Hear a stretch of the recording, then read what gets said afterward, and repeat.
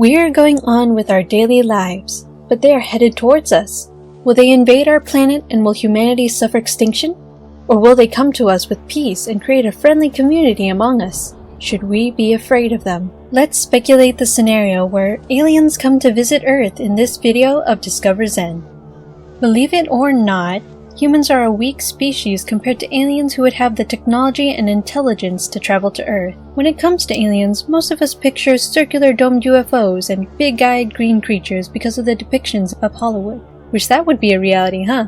Many of us think that there is no existence of life other than Earth, but with more than hundreds of billions of galaxies and trillions of planets in the Milky Way galaxy alone, it's pretty much guaranteed that we're not the only ones in this vast vacuum of space. Putting it into perspective, saying that there is no one else out there in the vast universe is similar to taking a cup of water from an ocean to say that there's no life in the cup and concluding that there is no life in the ocean. We have explored only a very tiny part of our galaxy, let alone the universe.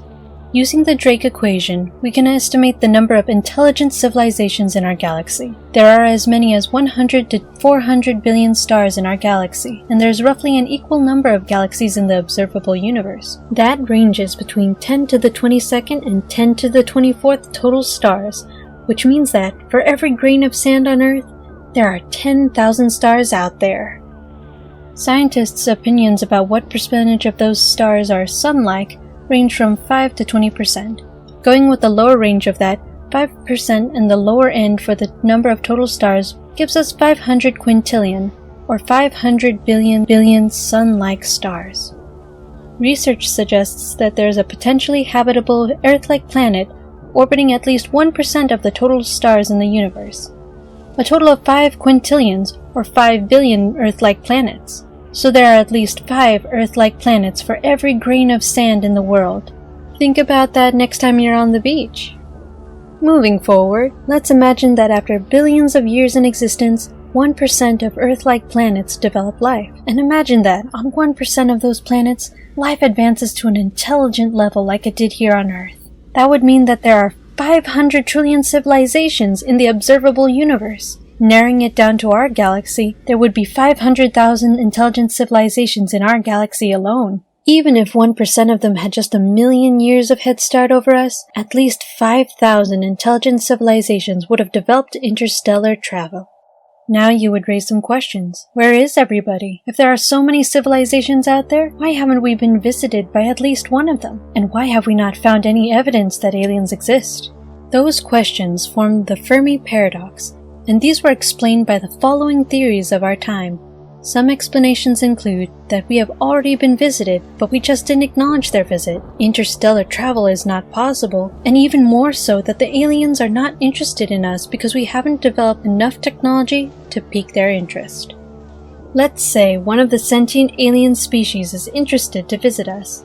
First, we would be interested to know about their intention to visit Earth, but once their ship lands on Earth, there will be 2 different outcomes by humans. One would be that all the countries would be united to work on the first contact and communication with the species. Another outcome is that the general public will be divided into 2 categories, one curious to have peace with the aliens, and the other who's afraid of the aliens and cause turmoil. The human race, as we know it, might be complete chaos. Even if the aliens show absolutely no threat to humanity, we humans might start retaliating against them. And there are also multiple risks to humans even if the aliens come in peace. For example, what happens if a virus of alien origin becomes a threat to humanity? These are some issues to be taken care of. What technology would the alien species have? Global civilizations can be categorized into the Kardashev scale. This is a measurement of a civilization's ability to use all the energy available to it and is mainly divided into 3 types: Type 1, Type 2, and Type 3 civilizations. A Type 1 civilization, also called a planetary civilization, can use and store all of the energy available on its planet.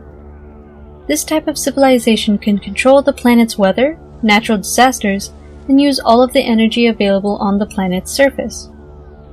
A Type 2 civilization, also called a stellar civilization, can use and control energy at the scale of its planetary system.